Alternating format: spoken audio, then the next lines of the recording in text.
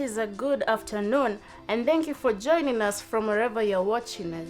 It is the third day of the week, and my hope that you've been faring on well. In our bulletin today, we have great stories, so stay with us. Our social media handles are open. Communicate with us and share your views.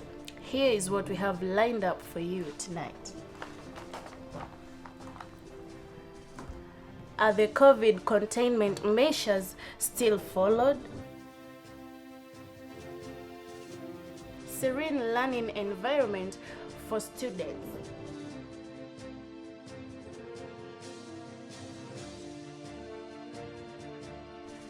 Learning and hustling combined.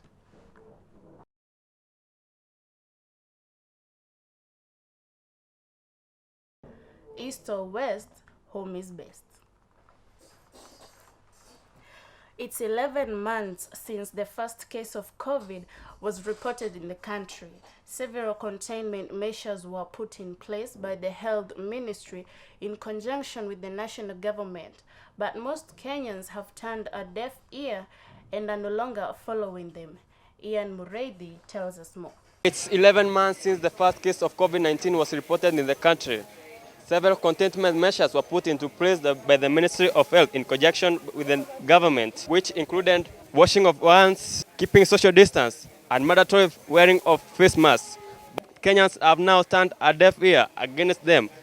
Here in Mukiriti today, taking the view. Ngoja siamini kwa sababu naonaga hata wale wanatuambiaga 25 marks, hata wanaenda kwa mikutano na wafaagi na watu wamejaa, kwa hivyo hakuna kitu wanafanya. Polisi hivi hata ikiwa nayo polisi ni pesa tu wanakula tu. Kwa hivyo hata sasa kama sasa hakuna alisio sifaagi kwa marks. Sijai kuona mtu amepimwa ama fanya nini.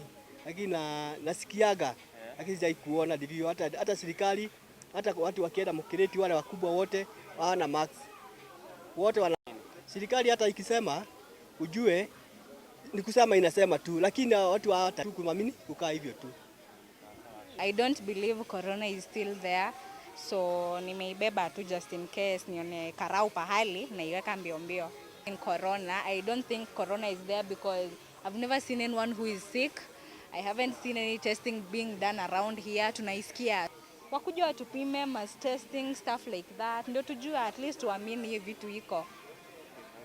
As the time collapses and the spread of the disease still continues, now the biggest question lies, how will the Ministry of Health convince Kenyans that COVID-19 is real and it's a matter of life and death?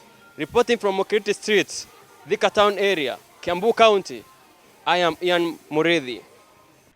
Every learning institution provides the best learning conditions for their learners. Now, Mount Kenya University has done what it takes in providing a serene learning environment for its students. Facilities such as spacious lecture rooms, laboratories, modernized library, and study villas have been made accessible and conducive for all its learners. Free Wi-Fi has also been installed in the institution, David Kimonyi reports. Learning activities have resumed in the country, and learners seem to have entrepreneurial minds and are starting up businesses. Mount Kenya University has been noted as one of the university whose students are starting small investment businesses of their own, which they attend to as their part-time jobs. Simon Letter with...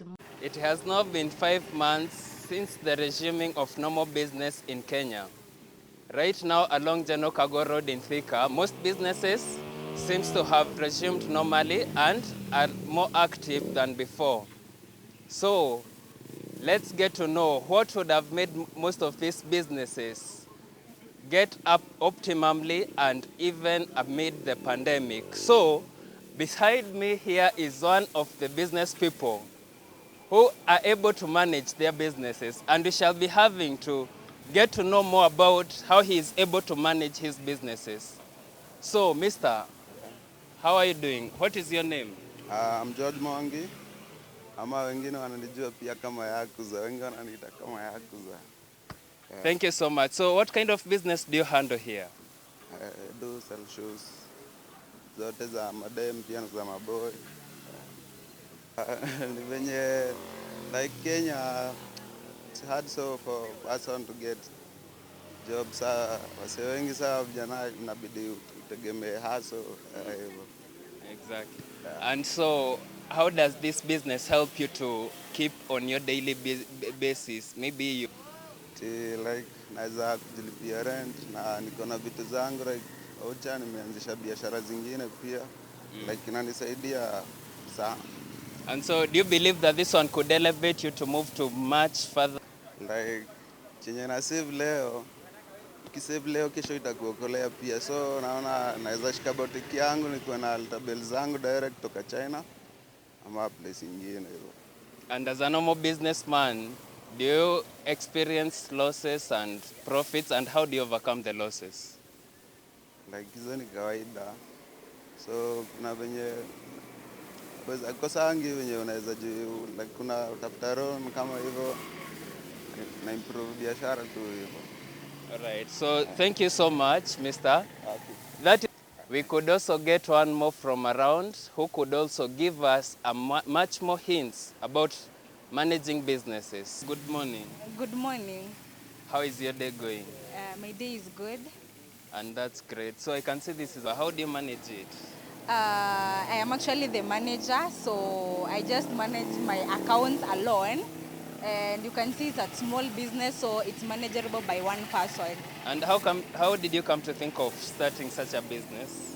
Okay, first there is a school around here, so I thought that if a cyber was around here, you know, school is all about papers, printing, copying. So a cyber would really be a good business around this place, and it's really catching up, though I've been starting for some few months now, and it's working. Okay, and could you have maybe experienced any challenges with the COVID-19 issues? Yeah, because the school was closed down, and that is where I get my source of income. So I had to shut down the business and do another thing. That was the challenge. So in short terms, the school is the one that helps you elevate in your business? Yeah, exactly, because as you can see, this is a cyber. Yeah, so it's just all about school papers, printing, you know, copying. All right, I get it. Thank you so much. Okay.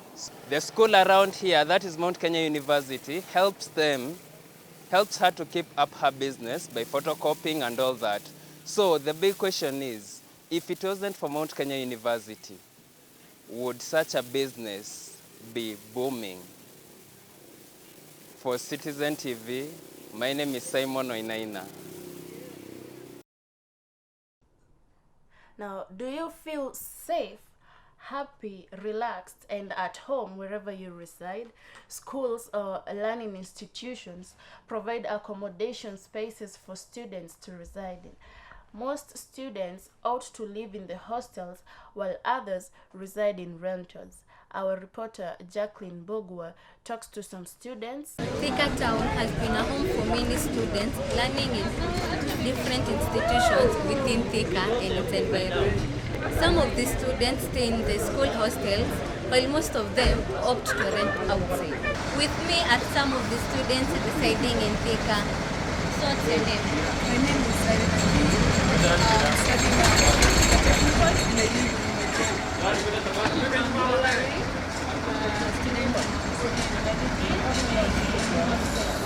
So, Irene, what are the challenges that you face living outside? Because I see here, there are parents, there are many people. So what are the challenges that you face here? Well, the challenges, we are coping with it, like, but it's very hard to share facilities like where I live, to share bathroom and toilet. So maybe you have a morning class and someone also have a morning class. Like it's so hard the morning hours, and also some people don't have the toilet, some people you just know when it comes to using the facilities. So, do you think staying in the hostel is better than staying outside? No, not everyone feels comfortable where he or she wants. So even if the facilities is bad, they still prefer living outside, because outside there is like, I have the responsibility to take care of myself since my parents have entrusted me to live alone. So I feel the sense of responsibility, which is good. And also, if you decide what you want to eat, you can get into the house anytime you want. So, Valerie, you said you are living in the hostel. So, is there freedom in the hostel? Actually, I would say no. You can't have your privacy. Talking is even an issue. All of you are living in the same room. Keeping your things, maybe being on tours. Are you guys restricted? Like, can you bring your friends there?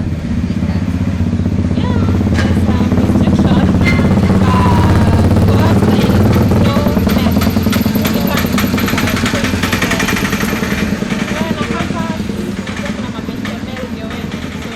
Jacqueline Bogwa reporting from Thika Town. That is what we had for you today, and thank you for joining me, Wanjiko Grace, and for your participation. Stay tuned for the 7 o'clock news. Have a great afternoon.